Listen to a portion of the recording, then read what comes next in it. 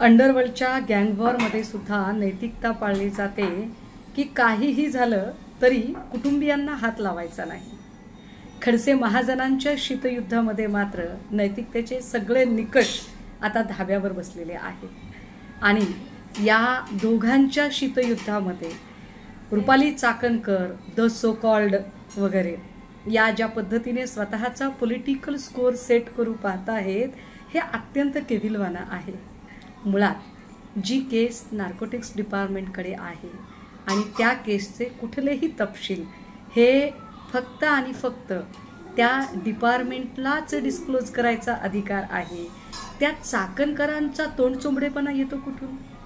चाकणकरांना अधिकार दिला कोणी? चला 1 मिनिटासाठी आपण असं गृहीत धरू की महिलांच्या संबंधाने विषय येतो म्हणून, पण मग चाकणकरांकडे कुणी या पद्धतीने कुठल्याही प्रकारे तक्रार केलेली आहे का? एखाद्या तरी पीडितेने चाकणकरांकडे तक्रार केलेली आहे का?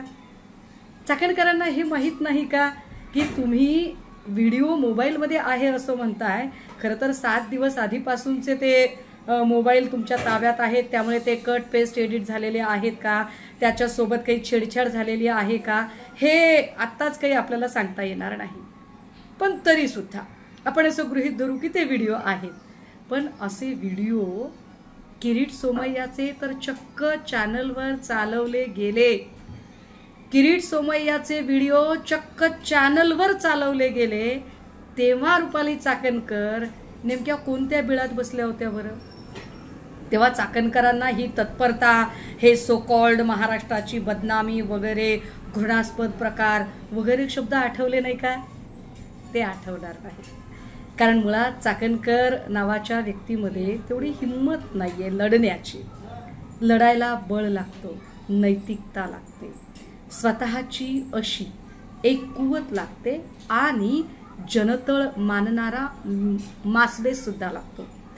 यापैकी कुठलीही पात्रता चाकणकरांच्या अंगी नाही.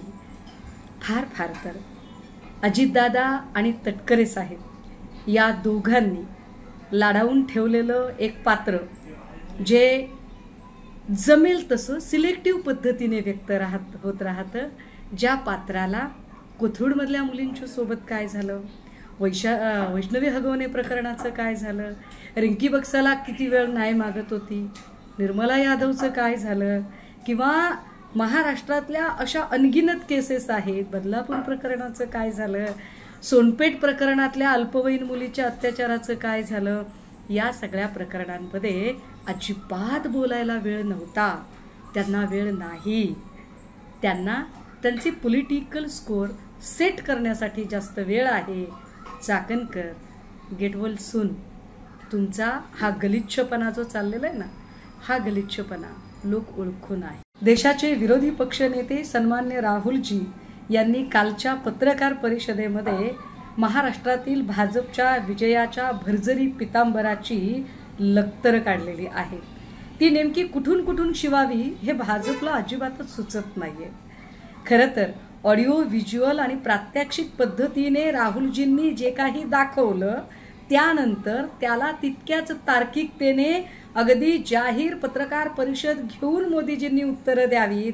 पण एवढं करण्याचं नैतिक बळ कुठे आहे त्यांच्यात? त्यापेक्षा कोण कुठे बसला, काय कसं झालं यावर चर्चा करून मुख्य मुद्द्यापासून विषय डायव्हर्ट करण्यात हे लोक पटाईत आहेत. राहिला प्रश्न शिंदे गटातल्या कुणा दुतोंडी महांडोळ गांडोळांनी काही काही बोलायचा आणि बघा बघा शिवरायांचा महाराष्ट्राचा कसा अपमान झाला वगैरे.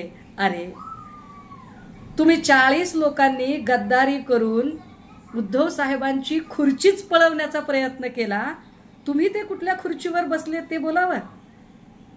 तुम्हाला हे शोभतं तरी का की छत्रपती शिवरायांचा अवमान जेव्हा भगतसिंग कोश्यारी किंवा कोरटकर कडून होत होता तेव्हा तुम्हाला त्याबद्दल अजिबात व्यक्त व्हावंसं वाटलं नाही. तुमच्यातल्या काही दांड्या बिंड्याची भाषा करणाऱ्या लोकांनी बाळासाहेबांच्या समाधीवर जाऊन शहाजूकपणा दाखवावा. मला तुमच्या एवढे असंसदीय शब्द येत नाही. काय चाललंय? तू इधर उधर की बात मत कर, सीधा सीधा ये बता कि कारवां लूटा के नहीं, तुम्ही मतांची चोरी केली आहे, तुम्ही महाराष्ट्रातला विजय चोरलाय, इथल्या मतदारांच्या मतावर दरोडा पडलेला आहे, त्यावरची लॉजिकल उत्तरं शोधा. बाष्कळ बडबड बंद करा.